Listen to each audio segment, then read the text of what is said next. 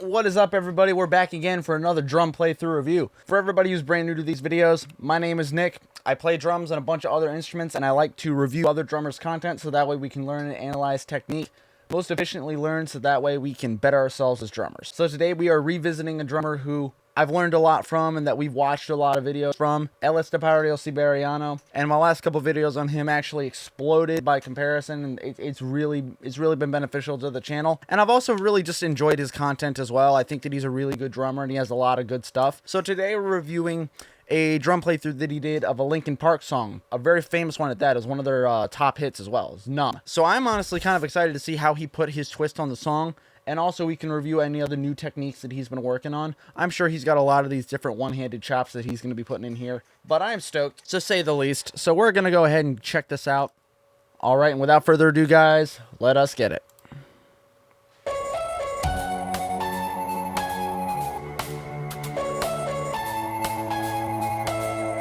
Dotted note opening. Honestly, I like that opening a lot more, just coming in with the snare drum. Oh, stick tricks. Heck yeah, dude. Nice. Nice. I love his fills, bro. His fills are sick.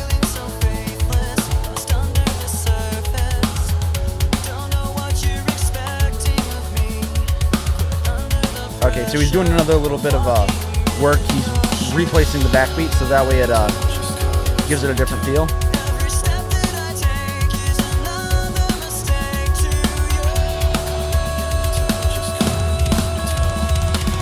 Oh my god, dude. That is such a sick fill.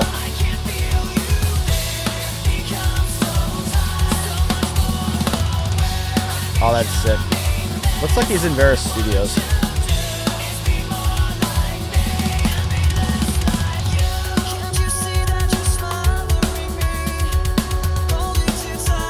That is sick. He's got a lot of great fills on there. Also, look at his technique that he's using. He's got the steady rhythm going on the hi-hat. He's doing a clave on the stack, and he's doing cool chops like that.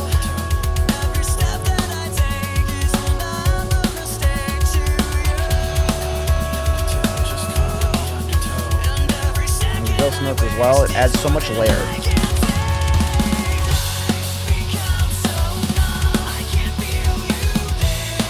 And stick tricks too. It's great. Oh, excellent. But yes, look at him. He's keeping so loose. He's using full leg motion on the bass drums. Mainly because he doesn't... Oh, wow. Crossover, man. I love crossovers.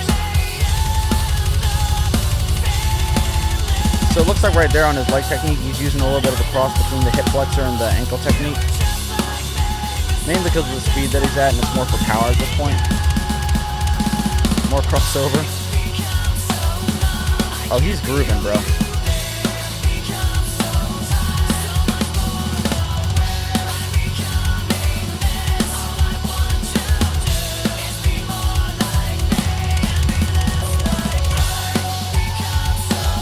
I swear, he makes every song better.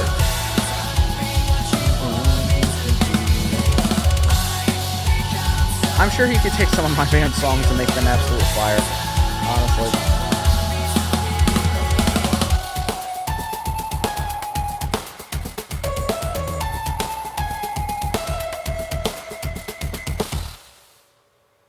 Whew!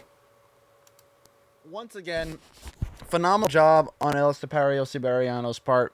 Again, it's a very, very amazing playthrough. It's a very good job of showing you how to stay relaxed while also staying fast, as well as using a variety of different techniques and different rudiment fills as well. If you look too at some of the clays that he was doing on there, he was doing just a steady rhythm on the hi-hat, but at the same time on the upbeats as well, he was actually adding in that stack there. So basically what he was doing was a single stroke roll, but split between his hi-hat and his stack there, which is really cool. You don't see a lot of people really do that a whole lot, so that's a really interesting take that he did there.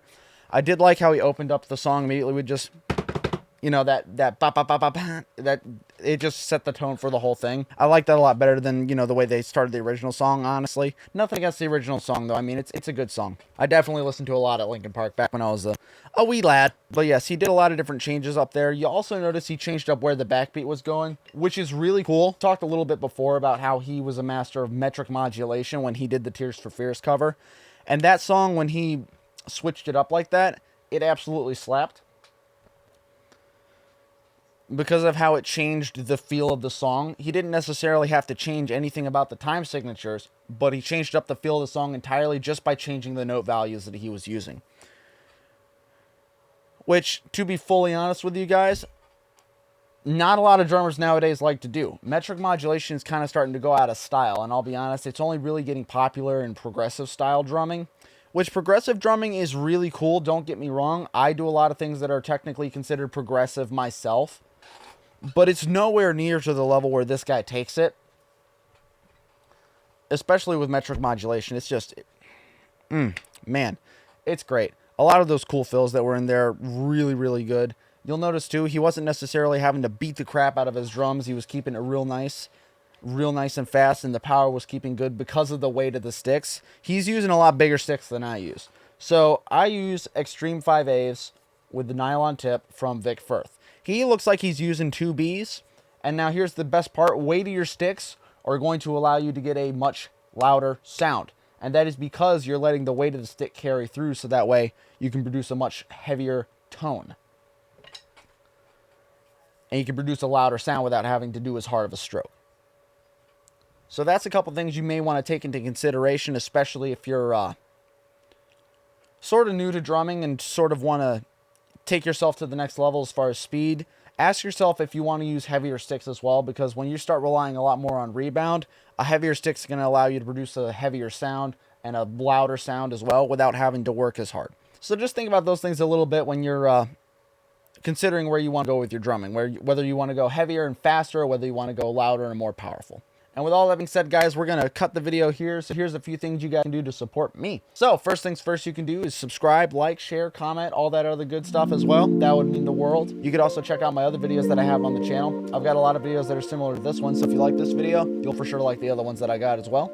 Also, don't forget to check out my playlists and also the links that I have down below for my band page and stuff like that. And with all that being said, guys, we'll cut the video here.